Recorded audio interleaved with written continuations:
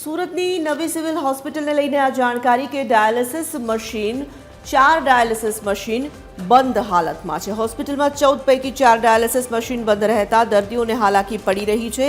નવી civil hospital દક્ષિણ ગુજરાતની સૌથી મોટી હોસ્પિટલ છે, જ્યાં રોજના હજારોની સંખ્યામાં દર્દીઓ સારવાર માટે આવતા હોય છે।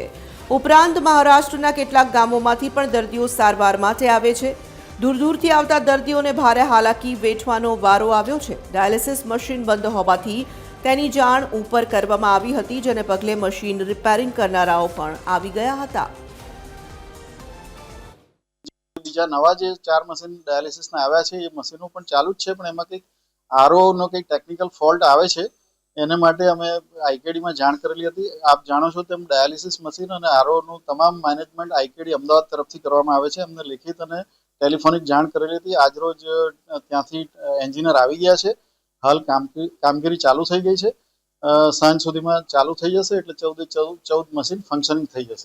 आधी मशीन तो खराब पड़ी हुई है। कौन सी मशीन?